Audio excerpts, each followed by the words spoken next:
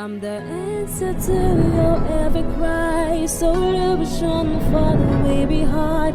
I bring to you good news. Angobingelele egameni kaJesu kuphina kuphi lapho ukhona khona. Ufoleke naleli thuba lelihle lekulalela iRhapsody yemaqiniso lokwincwadi yaNkulunkulu lebhalwe ngumfundisi Chris oyakhilome DSCDD. Lamuhla tesihlanu kuMeyi 2025 kanti ke umfundisi Chris osondzisa ngesihloko lesithi yenda umsebenzi wakho wekushumayela ube nesigcino lesihle. Amen.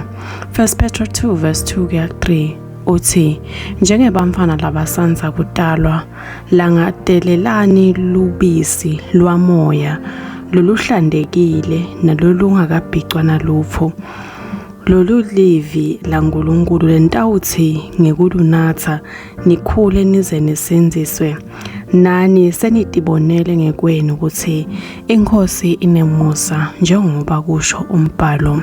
Amen. Umfundisi Chris uthi nawuholela abamvu kuKristu kude baphole insinziso ngaleso sikhathi besuke basebamfana ngekwakamoya lokumele bacale kufunza livi laNkulunkulu. Livi laNkulunkulu likudla kwemoya wemumvu. Ngokuphela umuthi loqinisekisa kukhula ngamoya. Ngakho ke labo labasanza kuphemvuka kufanele bafundziswe livi laNkulunkulu futhi banikedwe lithuba lekulifunza. Amen. Kulapho ke kuya esomfeni kunenzima lebalekile. Nawuzuza imiphefumulo befule masinyane esomfeni lendzawo lapho bangahlanganyela khona etimfeni taNkulunkulu futhi bafundziswe baphindze bondliwe kahle ngekwakamoya. Nawehluleka kubaletha esomfeni ufanana nemfati lobeleke umfana bese ushiya lo mfana esibhedlela bese uye ekhaya. Lokhu akusiko lokwendiwako. Kubalekile ukuthi uhambe nalabo labaholele kuKristu uye nabo esomfeni lakho ungabatsheli ukuthi baye esomfeni lelihle. Lokho kufana nekuba nemfana bese uthi lo mfana angaya kunoma nguphi maye esikhundleni saloko bahambise esomfeni lokulo. Nangabe loyo mumvu akakholelwa lokho akukholelwa lokho lokusho ngaJesu kufanele adi ukuthi uvelaphi. Amen. Nawubaletha esomfeni lakho ungaqinisekisa ukukhula kwabo ngekwakamoya ngoba uyati ukuthi batawuva ini. Bahlanganise nemumva esomfeni lakho umholi noma ngisho wena mfundisi batshele ukuthi uyajabula ngekusinzisa kwabo nekuthi nalabanye nabo batawujabula. Amen. Yenda umsebenzi wakho wekushumayela ube ngilophumelelelako. Basite babone ukuthi ukukhula kwabo kuKristu kuyimvo lebaluleke kakhulu nekuthi lisomvo lindzawo lengcono kakhulu yokukhula kwabo ngekwakamoya.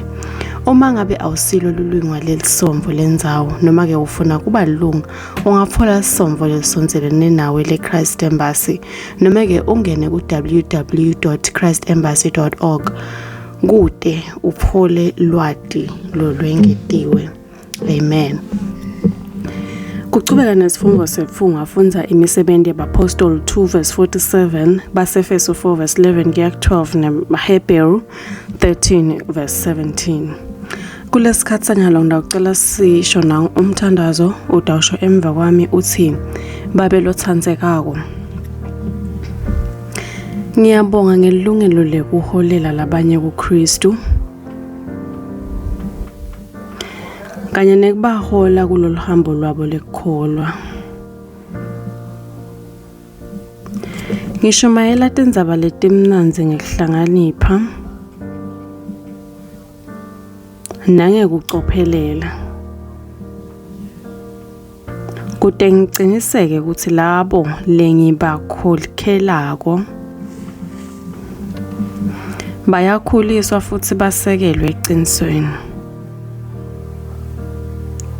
Siyabonga ngelibandla liyindzawo yekukhuliswa yekuhlanganyela kanye nekuceceshwa ngekulunga egameni likaJesu Kristu. Amen. Ngiyathemba ukuthi uyijabulele kakhulu i-Rhapsody yalo muhla. Amen.